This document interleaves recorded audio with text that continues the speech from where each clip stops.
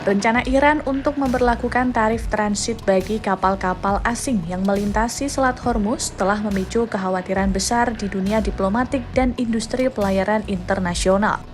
Sebagian pihak mencoba membandingkan rencana tersebut dengan pungutan yang berlaku di terusan Suez dan terusan Panama.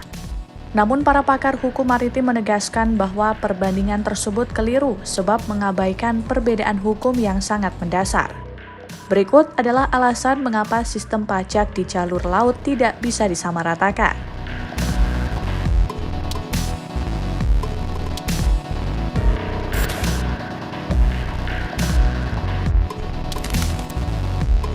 Perbedaan mendasar antara selat internasional dan jalur seperti terusan Suez serta terusan Panama terletak pada asal-usul pembentukannya yang merupakan hasil rekayasa teknologi bukan proses alamiah.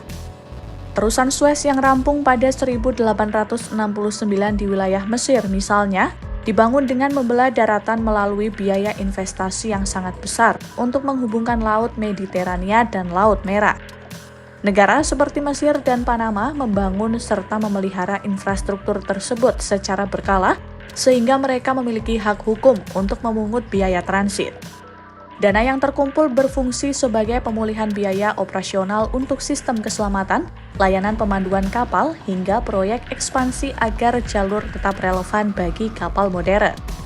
Melansir Britannica, tarif untuk menggunakan terusan Panama bervariasi tergantung ukuran kapal. Sebuah kapal kargo modern harus membayar lebih dari $800.000 AS atau setara dengan 12.358.880.000 rupiah per transit. Sementara jika lewat pintu baru Neo Panamax, kapal berukuran besar bisa membayar lebih dari $1 juta AS. Dengan status sebagai proyek infrastruktur yang serupa dengan jalan tol, pungutan ini dianggap sah secara hukum karena diterapkan di rute buatan manusia yang berada di bawah kedaulatan penuh suatu negara.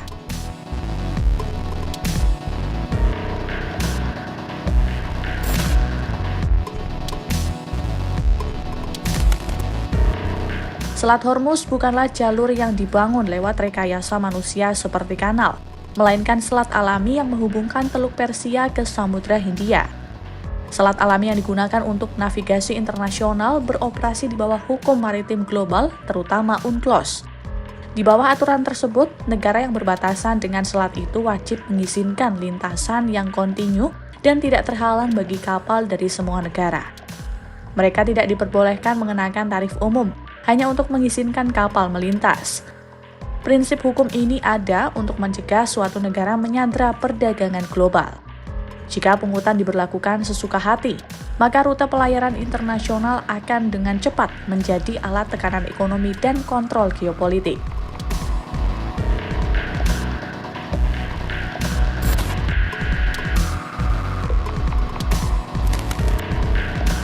Jika Iran berhasil memaksakan biaya transit di Selat Hormuz, maka akan menandai upaya besar pertama dalam sejarah modern. Namun langkah tersebut dikhawatirkan tidak akan berhenti di satu wilayah saja. Langkah tersebut bisa diikuti oleh negara-negara lain yang mengendalikan jalur perairan kritis dan konsekuensinya akan merembet ke seluruh jaringan perdagangan global seperti lonjakan biaya, inflasi biaya, dan melemahnya aturan global.